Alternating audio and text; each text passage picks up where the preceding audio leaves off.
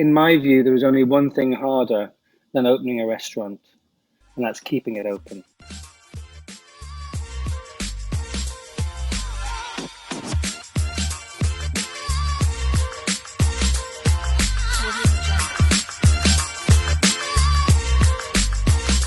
Today I am speaking with David Moore, who is a serial restaurateur in London, has been the man in the background behind some of the most successful and hottest new restaurants to open up in London over the past 20 years. His flagship restaurant, Pieds Nus, Terre, is a Michelin star restaurant and is an iconic restaurant in the London food scene. If you haven't already done so, please click the subscribe button to get brand new episodes directly to your feed every single week. David Moore, thanks a million for joining me. You're a man that has your hands in a lot of pies. Some extremely good quality, iconic pies at that as well. And I have to say, it's an absolute pleasure to get to chat to you. We're not going to waste any time at all. We're going to fire straight into it. So let me just start by I'd love to get a little bit of your background, before I suppose you became known to the restaurant world. Mm-hmm. Okay, so this might surprise you as well. Monaghan. Brought up in Monaghan. My mum had a hotel in Monaghan town until 1976, and we moved in 1977 to Blackpool, where I went to catering college.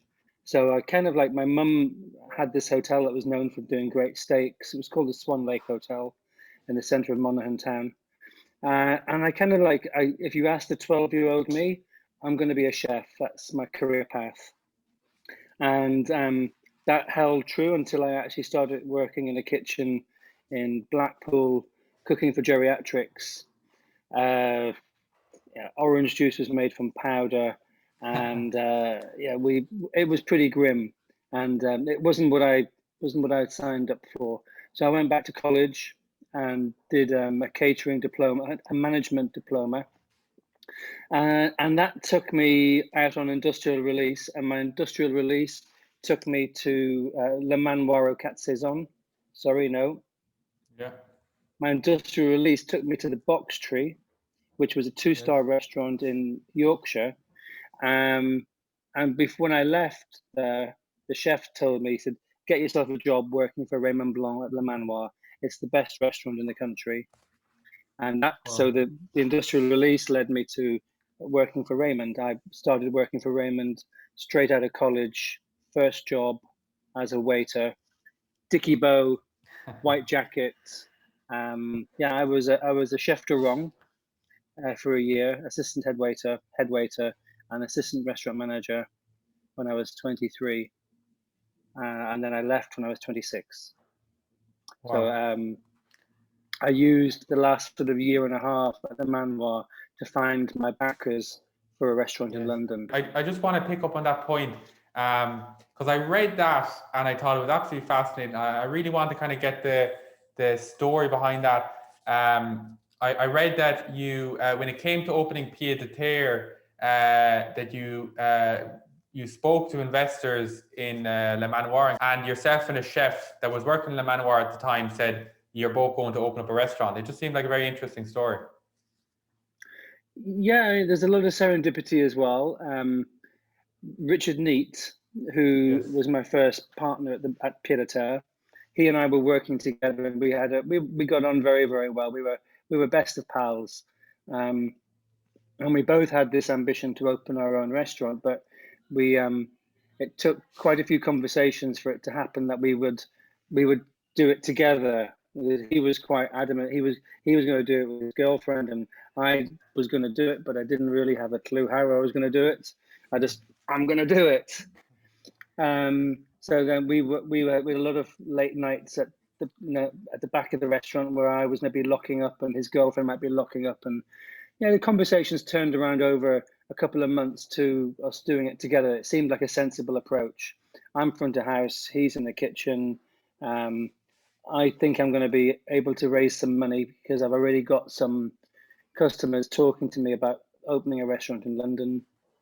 And I was young as well, and I was the only English-speaking front of house at the Manoir, so everybody was French or German or Swiss. Yeah. So I mean, it was easy for me to become not friendly, but easy access to talking to the customers. And people would say, David, you're a young guy. What are you going to do? And I go, got to open a restaurant in London. And then the card would be given out. How are you going to do that? Oh, I'm looking for investors. And I gathered up 48 potential investors who used to have letters written to them. Letters. Do you remember what a letter looked like? It's been a couple of. I haven't wrote a letter in a while now, but yeah. No, but when you've got 40 plus investors and you need to write to them to keep them interested, there were a lot of very late nights in the office at the Manoir typing letters, which we had an old-fashioned word processor that could copy like 2 paragraphs. You put the page in and it would automatically do it again. And it was just posting 40 odd letters every 3 months with an update of where we were with potential investors, sites, and how things were moving. So it's just a different world now. It would all be BCC and CC and include everybody. Yeah. And times. it's an amazing story, really. And let's go then to opening. That was, of course, Pieds de Terre, an iconic restaurant in London. So I'd love to. Can we go back to that process? Go back to when you first opened, and just talk me through kind of what that process was like. Well, I say to people now that I do some consultancy work and I help people open restaurants, and I'll always spend the first half hour trying to talk them out of it. And I'll be like, there's only, in my view, there was only one thing harder than opening a restaurant, and that's keeping it open. So our process, we had a bunch of potential investors. I was employed at the Manoir. So, and I wasn't being deceitful, but I was looking after my own interests.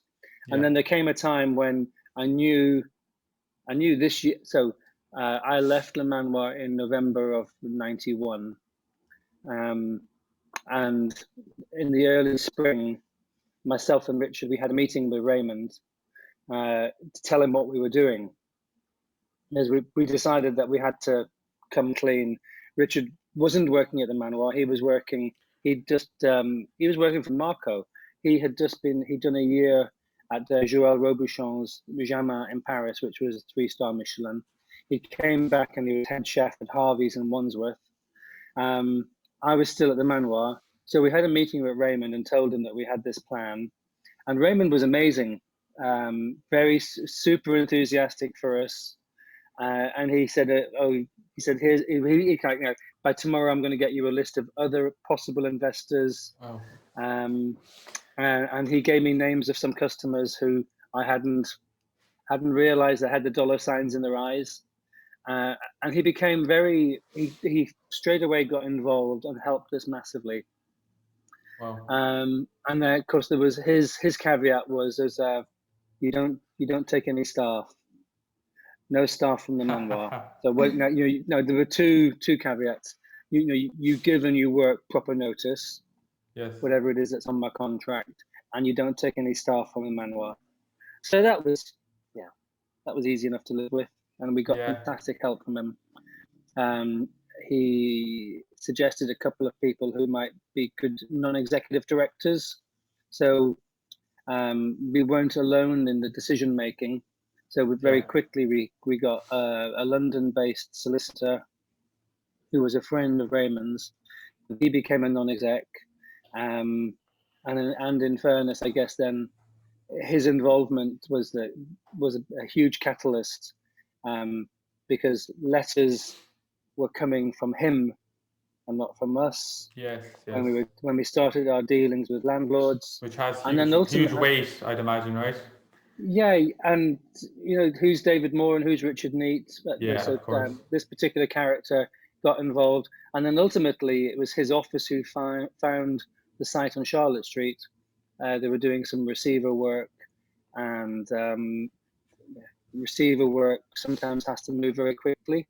We had an offer on a site in South Kent, which we would have died a death. It would have been a death by 1,000 cuts. It would have been hideous. But we've been looking for 2 years and haven't found anything, and we were putting all our energy into the site. And then Charlotte Street came up, and it was big and it was cheap because it was receiver. The rent was affordable, and almost like in a blink, it had happened. We had the money coming in, we had the money going out. I had given my notice at the Manoir, and I didn't have anything to lose. I didn't have any kids, wasn't married, so life was much simpler. Well, I just want to go off topic for 1 second, right? Just very quickly. I'd love to. I've obviously heard about Raymond Blanc and how you hear from ex-chefs and employees how amazing he was to work for. I'd love to kind of just quickly, like, do you know, even from your own experience, obviously now, like, what was it about Raymond that makes him so good? What makes him? Well, he has an amazing palate. On top of that, he's hugely charismatic. He's got a fantastic sense of humor. He thinks he's got a better sense of humor than he has, but he is funny. He's very good to work with. Equally, he's very annoying to work with. So front of house decisions would be made. He would switch things at the last minute because his view was you can always improve something.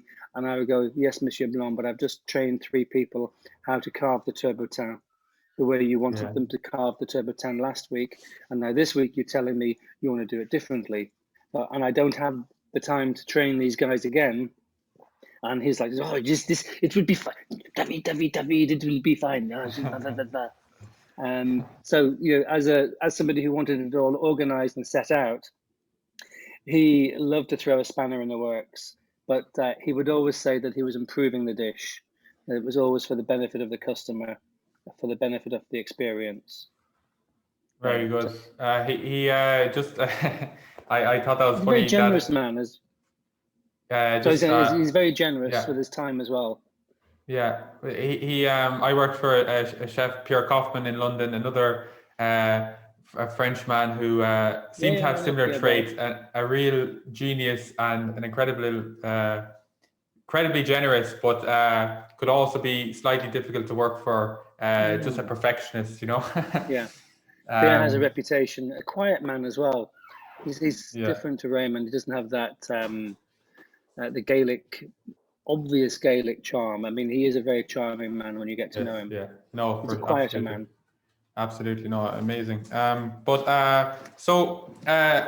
well, not really off topic now, but going back to Pieds de Terre, and it just popped into my head. One thing that I read about you, which I thought was quite interesting. Now, it could have been a couple of years ago in some review, which was obviously Pieds de Terre had 2 Michelin stars at one stage, and you now have 1 Michelin star, which is obviously incredible. But I read that you wrote somewhere that you would love to win the second Michelin star again, and that was an ambition of yours at that point. I suppose, what is it about, like, why are you drawn to Michelin stars, and why is that an ambition of yours? So the restaurant is now in its 30th year. Wow. 28 years in Michelin, 13 of those years at 2-star with 3 different chefs. Somebody was asking me about, how do you make a dish that's a Michelin star dish? And it is what you are, what you know. So why is it a Michelin starred restaurant? Why is it a French restaurant? Well, because I landed at the Manoir. I landed at Le Manoir as a, young, enthusiastic, and a sponge. So, everything I learned about hospitality, restaurants, cuisine, everything I know comes from 6 years. No, not 6 months, not a stage.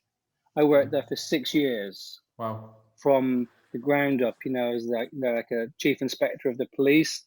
At some stage, they were always a PC. So, I did my year on the floor as a waiter. did the carving, the meeting, greeting. I knew I worked a station of 8 to 10 tables. Then I was assistant head waiter, and assistant restaurant manager. So I knew the job. So that's the only job I know. I don't know. When I look at hospitality, when you look at other things that I've done, they may be lower brow, but they definitely have all the same touch points of welcome and quality. The aesthetic is going to be good. So I only know really how to do really good fine dining. That has translated into successful other ventures. So why was it French? Well, and then meeting Richard, who was a cook at the Manoir, so he was a classic French cook. So that's why we were French, and that's why we cook we automatically set our standards very high. And I work with chefs who are very creative, who I guess they're pushing the boundaries of what they do and what they try to achieve. So complicated food mostly is the sort of thing that we're going to be doing. It's not the sort of thing you're going to be cooking in a one pot at home on a Saturday night. Ours is different to that, and it tends to be Michelin starred. That's what we do, and then you work with ambitious young guys. I don't know. We talk about what is 1 star in Michelin, what is 2 stars. And my take on that is that a 1 star restaurant is food it's a restaurant that's cooking food which is intelligently well cooked, consistently well cooked. There's thought behind it, and they achieve what they set out to do. So the food it's attractive, it's tasty, but it's more about the fact you can. I'm not going to say you can be in a shithole and get a star, but everything needs to be appropriate. If you were paying £10 for the best scrambled egg in the world, and it was in a roadside cafe, maybe they could get a Michelin star because it's appropriate. If you're paying £100 for that scrambled egg in a roadside cafe, it's not going to happen. So 1 star is really very much about quality, consistency, and proper cooking technique. 2 star, for me, it becomes more about the signature of the chef on the plate. The look of the food becomes the style of the chef. And I often use an artist sort of analogy here. So I'm going to put a couple of postcards on the table, and in your mind, you're going to know what these look like. I'm going to tell you the artist is Andy Warhol. The artist is Picasso in his blue phase. The artist is going to be Mondrian. We've got a white canvas with a blue line and a red square. We know these guys, Jackson Pollock, Howard Hodgkin. We look at these artists and they have their way of cooking. The artists have their way of painting, and a chef has his way of plating. So if we ate in 5 2 stars Monday to Friday, and on Saturday we had 5 plates of food put in front of us, we'd name the restaurant without knowing, by the style of the chef. Interesting. Yeah. So I've always worked with chefs who have ambition to be to push and to have the 2nd star. So we've been mostly successful. 3 different chefs over 13 years. But and we'll get it back. I'm confident that we'll push on. We're here for the long. I don't know how many more years I'm going to be doing this, but I've seen in the 30th anniversary. Will I be here for the 40th anniversary? Who knows? Well, look, we'll let's get to that, because I have loads of questions about the future later. Just to go back to Pieds de Terre. So it's obviously been a very difficult maybe couple of years for your own business and restaurants in general, with Brexit and now COVID. So how has that challenge been, like, the last while? I think Brexit was very tricky, and it hit immediately. And I was very, very glad to sell L'Autripier and be out of a big liability there. We saw corporate spending kind of like crash completely in 2018, 2019. So things weren't good for us in 18 and 19, and then COVID came along, and that seemed to be the final straw. But actually, we came back in September, and because of COVID, we had to change everything. So previously, we used to have 9 chefs in the kitchen. Now we have 4 chefs. We used to do 6 days a week. We do 4 days a week. So the business model has shifted from being, we were 11 shifts a week, Monday to Friday plus Saturday night. Now we're doing Wednesday to Saturday double shifts. We have one team. Everybody is on for those 4 shifts. And the business works more efficiently on that. And I didn't see that coming. For me, it was, well, this is what we're going to have to do for COVID. Yeah. But now I'm looking at thinking, well, no, this is not just for COVID. This looks like it's for life. We're looking at a different way.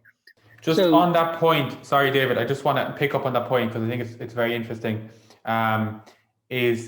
So you have changed, you have evolved, obviously pivot. I know that's the word they use now, but I just want to pick up on a point very much related to that, which is back in, and I don't know, 2018, 2019, when you sold La Trapié to Simon Rogan, I read something where you said that you were looking at, before this opportunity came up, you were looking into the possibility of possibly rebranding La Trapié into kind of a more casual type outlet. So with that in mind, and I just want to pick up on that point, which is you're now you've pivoted, but let's go to post-COVID. What's the kind of the focus and direction with your restaurants? Is it still on kind of fine dining, or is there a change there into more casual, or what will the change be? What we've done, so we sold La Trapié in 17. Yeah. And in the summer of 17, spring of 17, Asimakis, who's now the head chef at Pieds, we had Andy McFadden over in Charlotte Street. The restaurant had done very well for 9 out of its 10 years, but it needed to change because the market in Marylebone had become increasingly sophisticated, and we were a bit behind the times. There were too many sexy food offerings around us, and we needed to step up and do something different. So we were talking about changing it to something different. And then Simon Rogan came along, and that changed.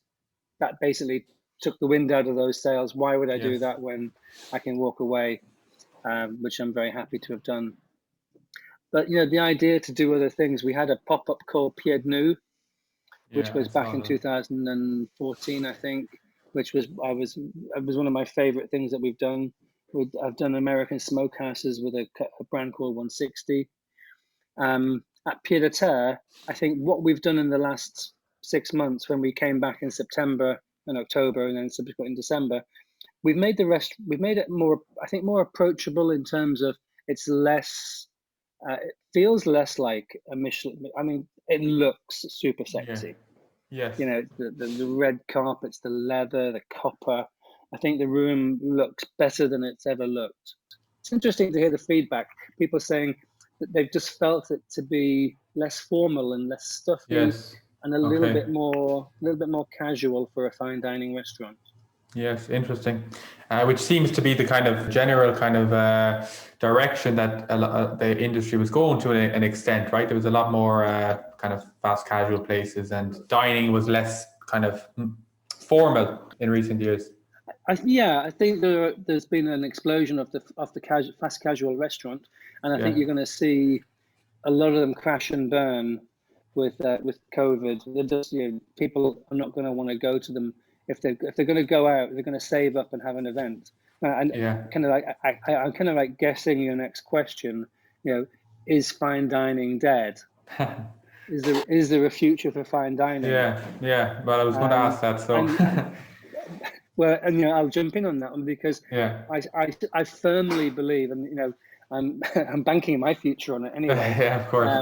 that that there will always be a place Okay. for fine hospitality where you're looked after. You know, it's a birthday, anniversary. These are the things now that people view a fine dining restaurant as the sort of like the money ticket to go for. I don't know what, I can't think what it might have been 25 years ago, you know, when my mum and dad were alive, where yeah, they would have gone to the local Italian in Blackpool, would have been for a birthday celebration.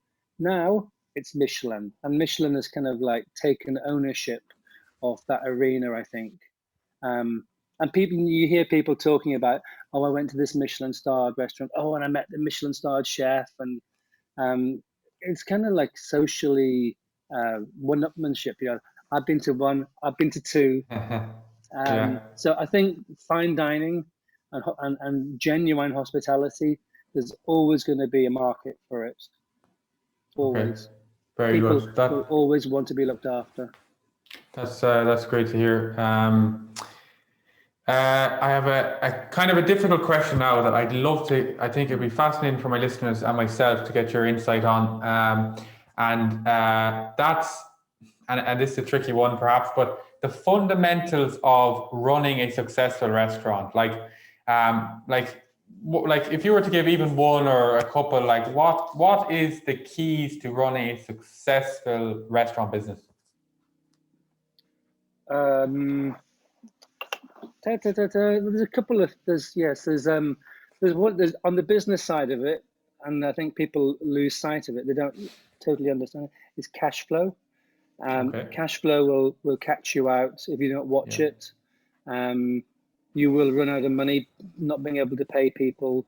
You might be trading in insolvency and end up getting yourself as a director or a sole trader in a lot of trouble and liability. So always having a keen eye on the bank account. On the business side of it, I think you have to have sensible goals and ambitions. There's no point in so in a sense it's about being able to achieve what you set out to do.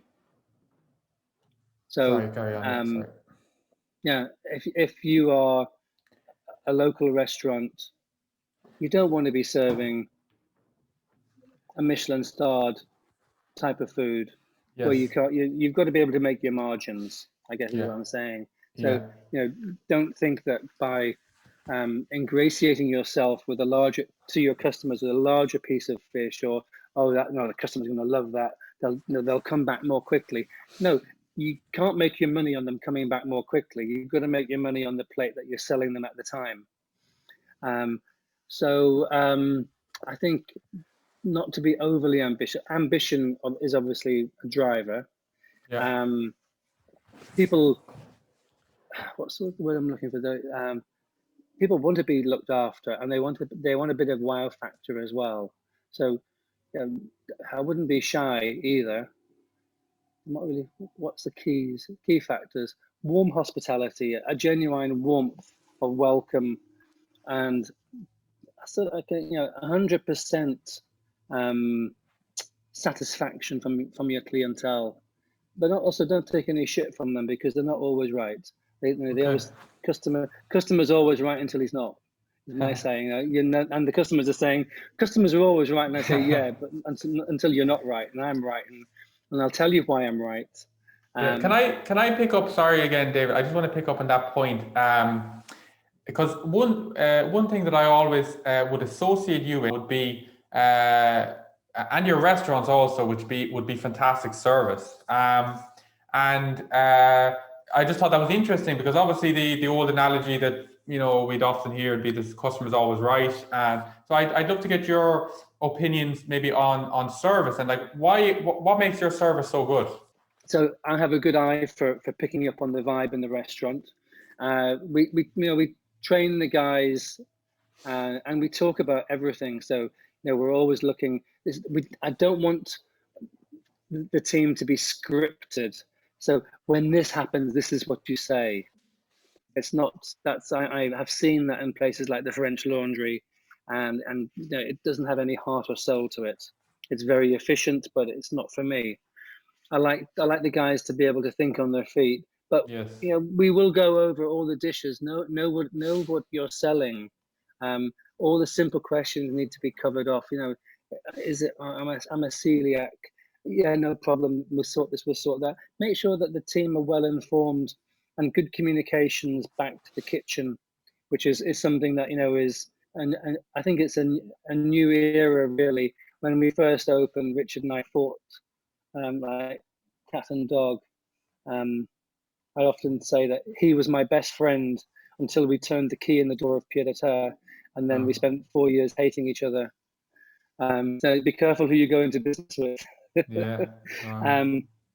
But the service side of it, it's because I'm not a chef. I come from the service side. Yeah. Yeah. And when somebody asks a question, why can't I have that side? Yeah, why can't we? Is it just because the chef says so? Well, that's not good enough. We've got to be able to accommodate. We've got to be able to include everybody as best we can. Lovely, that's amazing. A final question for you, so David.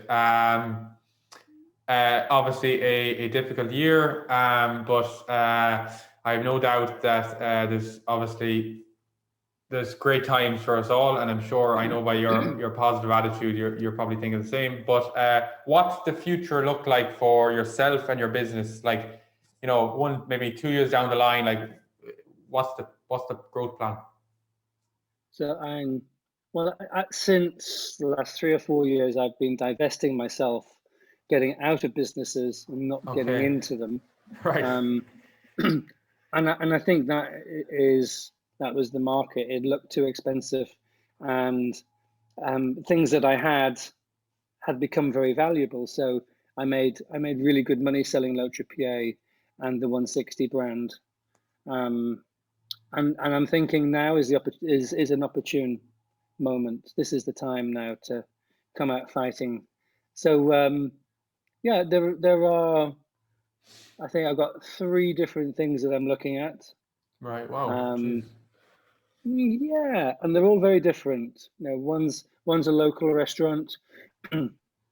One's a tie-up with. I'm looking to help Alan Williams open a restaurant here in London. Since his departure from the Westbury Hotel. Yes. That's good to hear. We've been to view a couple of places together, and wow, that's amazing to hear. Looking to do a local restaurant here in London, and I'm looking to do something down on the coast. Wow, We've fantastic. got an application in for a pop-up spot on the coast, which will be it'll be a tented restaurant affair near to a fish market. Fantastic. And I know I said that was the last question, but and I'll let you go after this, but just the very last one is a bit of a double-edged sword here, but will we see a restaurant in 2021? And also, because I read that, now this was obviously pre-COVID, you were looking at expansion internationally in China and Greece and stuff like that. So maybe just a quick thing on that. And also, last thing was, will we ever see a restaurant in Ireland? Like, will you ever open up something in Ireland? So China was interesting. Very, very glad I didn't do it, but I was invited out. Okay. Crazy opportunity. Ultimately, I didn't get the vibe for it, and I think we were. It was good that we stayed away from it. The New York thing, we put a lot of time and effort into the New York project, but the backers seemed to be, what's the word? The backers just never seemed to get their act together, and I think we just, in the end, we said, look, we've been dancing around this idea for 18 months. Put up or shut up, and we never heard from them again. Which basically, I don't think it was ever going to happen. I think it was, they couldn't get the concept together or the money together. But we were very keen to work on it. And Greece continues to be like something that Asimakis has been in his bonnet about, because he'd like to have a reason to go back home and see his mum more often, and to have somebody else paying the flights. So if he had a gig out there where he was on a consultancy gig or whatever, that would work for him. Ireland could be easier than you think, because we have a place in Wexford, outside Court Town, and myself and my family, we spend. My wife's from Dublin, from Rathfarnham, so we visit the family there in Rathfarnham. We have a mobile home, just outside of Court Town, and we love it over there. And I do fire up the barbecue, and I make an amazing burger. And our pals in the caravan park are saying, "No, you're doing those burgers again this weekend. We'll bring a couple of bottles of red over." So there is a market for it there. And Wexford is there's a bit of a drought for good food in Wexford. And I'm looking at Galway. Why is Galway such a hot spot in Wexford? Not it's close to Dublin. It's difficult to get produce though. I mean, when I want fresh fish, I either have to go north back up to Dublin, or south down to Kilmore Quay. Yes, yeah. So where we are, it's like, it is tricky. But yeah, I could see myself with a nice little place in the countryside there. Maybe I'll retire to it. Okay, fantastic. We'll see. David, it was never say never. Yeah. Okay, lovely. It was an absolute pleasure to talk to you. Honestly, that was a fantastic interview, and I'm really looking forward to getting back over to your restaurant. Please God, this year or next. See us. Yeah, for sure. Thanks. You know where we are.